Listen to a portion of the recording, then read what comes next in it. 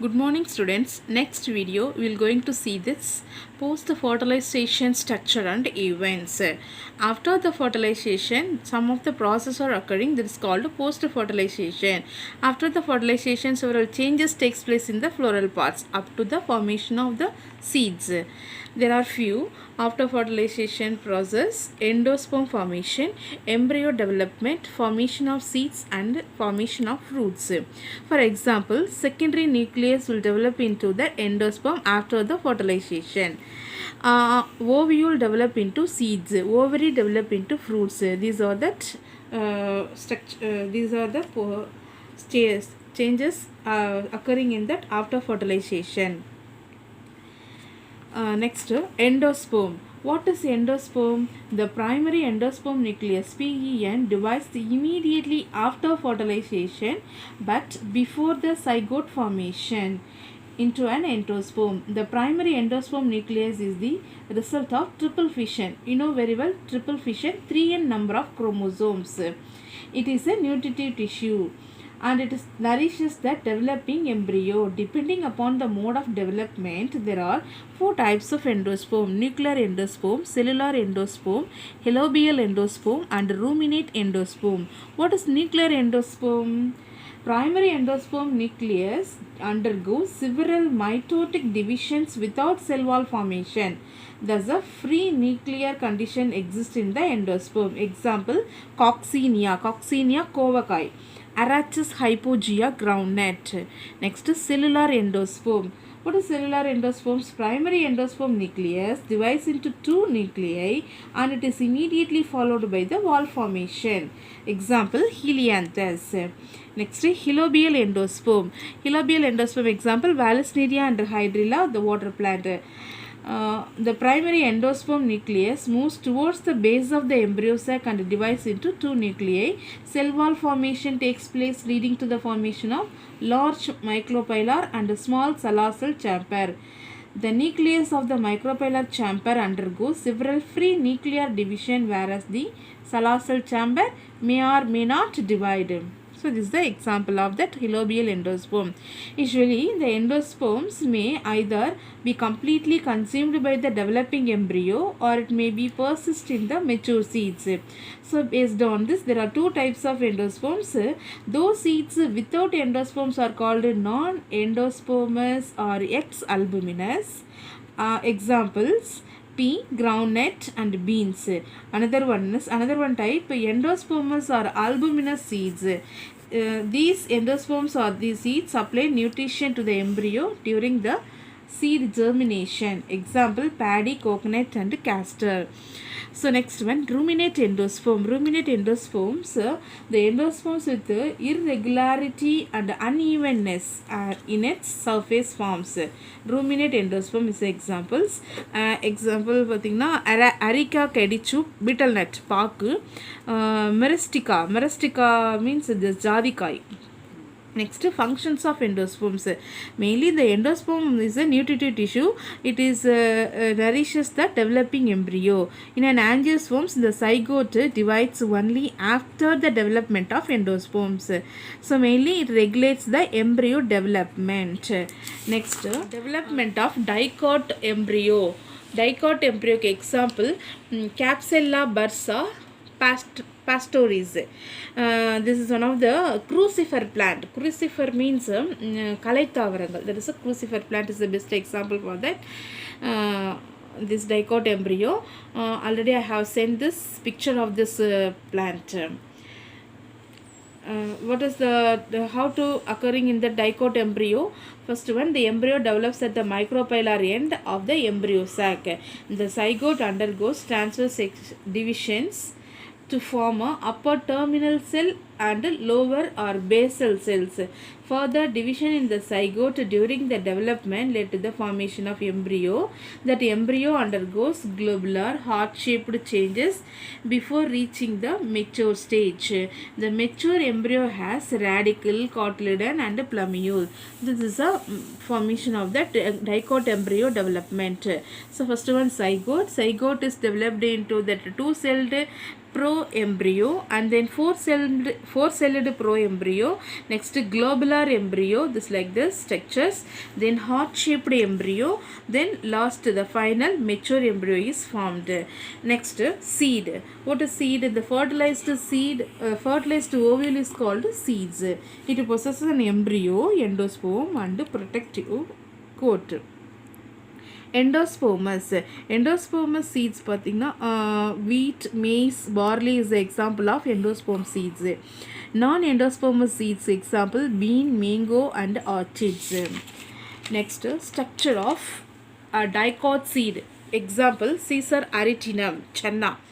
So see that is entire seed radical, the parts is radical, micropyle regions, then testa, the outer coat is testa. This is a divisions. So first one, the mature seed are attached to the fruit wall by a stalk called funiculus. So the funiculus disappear. After that the scar only is present. The scar name is hilum. So below the hilum small pore is called pore is present. It is called a micropyle. And this it act as a oxygen and water enter into the seeds during the germinations. Each seed has a thick outer covering called a seed coat. So the outer covering name is testa, and also that inner coat is present. This inner coat name is tegment. In some plants the outer coat and inner coat are fused. So cotyledons laterally attached to the embryonic axis are present. It stores the food materials. P. Whereas in other seeds like a castor, the endosperm contains reserve food and it is cotyledon or thin.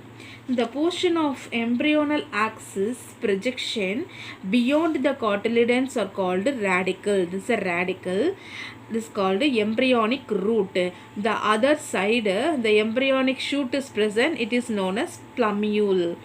So here that above the embryonal axis epicotyl is present. Epicotyl, hypocotyl. So the epicotyl terminates the plumule, whereas the hypocotyl terminate the radicals. This is a cotyledon. This is structure of dicot root. Next is structure of monocot. Example Oryza sativa. This is the entire fruit, caryopsis. You know already. Next is the division. The structure of Oryza sativa. The seed of a paddy is one seeder and it is called caryopsis. Okay. Each seed remains enclosed by the brownish husk. That is, you know that husk. And then the seed coat is brownish membranous layer closed to the grain. So endosperm forms the bulk of the grain and it is the storage of the and it is called storage tissue. It is separated from embryo by definite layer is called epithelium. The embryo is small and consists of one shield shaped cotyledon is called scutellum. This is scutellum. The plumule and radicle protected short covering is called root cap or shoot cap. The plumule is surrounded by a protective sheath is called coleoptile. The radicle, its protective sheath, membranous layer is called coleorhiza. Coleoptile, coleorhiza. The scutellum supplies the food to growing embryo. This is the structure of monocot seed. Next, apomixis. What is apomixis? Reproduction involving fertilization in flowering plant is called amphimixis. And wherever the reproduction does not involve the union of male and female gamete is called apomixis. What is apomixis? Reproduction does not involve the union of male and female gamete is called apomixis. Amphimixis, as usual, reproduction involving the fertilization in flowering plants is called amphimixis. The term apomixis was introduced by Winkler 1908. It is defined as the substitution of the usual sexual system amphimixis by a form of a reproduction which does not involve in that meiosis and syngamy. Here that it's not involved in that meiosis divisions. Then Maheshwari in 1950 classified apomixis into two types: recurrent type, non-recurrent type. What is recurrent type? It includes the vegetative reproduction and agamospermy. And non-recurrent apomixis, haploid embryo sac developed after meiosis develops into a embryo without fertilization. So next, the outline of recurrent apomixis, vegetative reproduction and agamospermy. Agamospermy again dividing into three types: adventive embryony and diplospory, apospory. First one, vegetative reproduction. Plants propagate by any part of the other than seeds. You know very well about that vegetative reproduction. Next, agamospermy. It refers to process by which these embryos are formed by eliminating meiosis and syngamy. Syngamy means united. There are three types. Again, it is dividing into three types. One is adventive embryony. An embryo arises directly from the diploid sporophytic cells, either from nucellus or integument. So it is also called sporophytic budding because gametophytic phase is completely absent. Example, citrus and mangifera. Diplospory. A diploid embryo sac is formed from megaspore mother cell MMC without a regular meiotic division. Example, erva, which means this sirupulai chedi. Then apospory. Megaspore mother cell undergoes the normal meiosis and 4 megaspores formed. A new cellular cell becomes activated and develops into diploid embryo sac. Example, Hieracium parthenium. There are two examples. These are a small herb plant, Asteraceae family. Next, polyembryony. Occurrence of more than one embryo in a seed is called polyembryony. What is polyembryony? More than one embryo in a seed is called polyembryony. This polyembryony first reported in the certain oranges by Anton von Leeuwenhoek in 1719. There are four types of polyembryony dividing. One is cleavage polyembryony. Cleavage polyembryony is example orchids. Second one, formation of embryo by cells of the embryo sac other than the egg. Clear it? Formation of the embryo by cells of the embryo sac other than the egg. There are three types: synergids, antipodals, endosperms. From these, this embryo sac is formations other than the egg. Next, development of more than one embryo sac within the same ovule. Deviated MMC. MMC means microspore mother cell. Again, and derivatives of the two or more MMC. Example, Casuarina, Savuk. Activation of some sporophytic cells of the ovule. Example, nucellus or integuments in the citrus plant. Parthenocarpy. Do you know very well? Parthenocarpic fruit. Without act of fertilization, formation of some fruits is called parthenocarpic fruits. There are three types of parthenocarpic fruits. Genetic parthenocarpy, environmental parthenocarpy, chemically induced parthenocarpy. First one, genetic parthenocarpy, genetically produced by that method of hybridization or mutation method. Example, citrus and cucurbita. Environmental parthenocarpy, environmental conditions like frost, fog, low temperature, high temperature induced parthenocarpy. For example, low temperature for 3 to 19 hours induces parthenocarpy in pure, then chemically induced parthenocarpy, application of growth of promoting substances like auxin and gibberellin. You know that auxin and gibberellin, these are that plant growth hormones. Using these hormones can produce this large number of parthenocarpy fruits. Then significance, this is very important. Significance of parthenocarpy, seedless fruits. Seedless fruits have great significance in horticulture.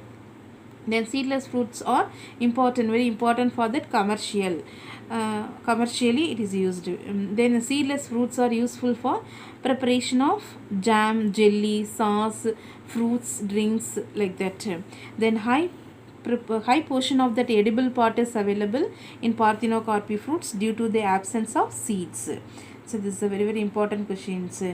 Dear students, that's all these lessons. Next video we will see the next lesson, genetic.